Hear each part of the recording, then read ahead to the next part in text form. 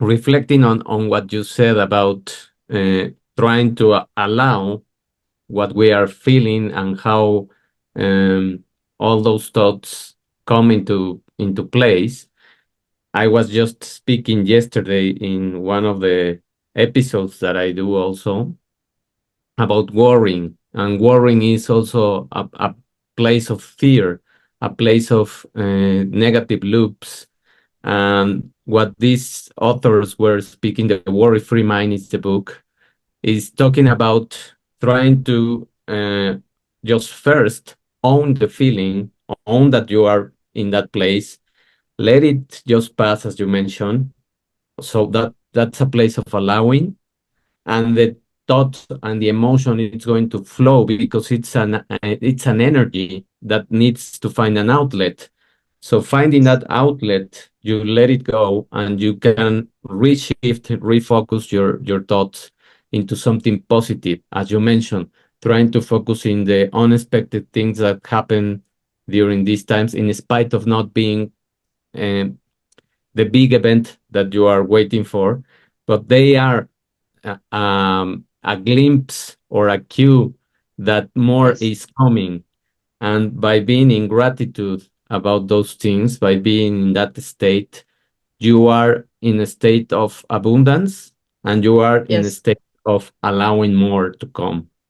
So Yes. that for me reflects perfectly how we can switch those thoughts into a positive loop instead of the negative one.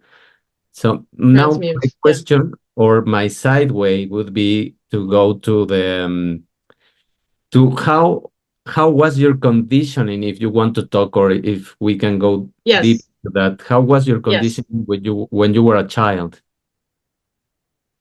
This is directly related to something else I wanted to add. So perfect. My conditioning was incredibly violent and destructive and damaging. And to the point about allowing, part of the process, and on YouTube, I have been doing some videos about this daily exercise, this daily work. Mm-hmm. Um, Allowing is also allowing me to desire what I desire. That's another thing that Esther and Jerry Hicks talk about, which I just can't say enough about them. Um, I'm allowed to desire everything that I desire. It is my divine right. It is my authentic right to desire everything that I desire. And we are conditioned. No, no, no, you can't want that. No, no, no, you're not allowed to want that. No, no, no, no, no, you can't want that. And it's completely backward. So my conditioning was particularly bad, and I'll talk about that in a second. But then even if you didn't have my horrible conditioning, society still has a whole other set of conditioning that it piles on to whatever was your specific conditioning in your own life. And that's stuff like the philosophy, the entire belief of lack, the belief that the universe is limited, the belief that there isn't enough wealth for everyone, that the belief that there's not enough. And that is utterly backward. It's backward. The universe is continuously expanding. We are meant to expand. So Mm-hmm. even beyond my own personal conditioning, societal conditioning will tell us, well, you can't want all that, because if you have all that, then the next person next to you won't. You'll take away from the next person next to you, which is utterly absurd because it isn't true. It just isn't true.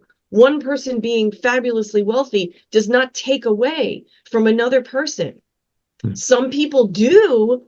They are bad people and they do take away, but it's not the normal. It's just what we see, a lot of focus on that, but that's actually not the normal state. The reality is that one person being wealthy does not in any way take away from another person being wealthy, because there's more than enough for everyone. And Mm-hmm. this is a really, really important concept. And it's something that we have to really work on, because our conditioning is so powerful. Society's conditioning happened since the day we were born. We've been telling these things.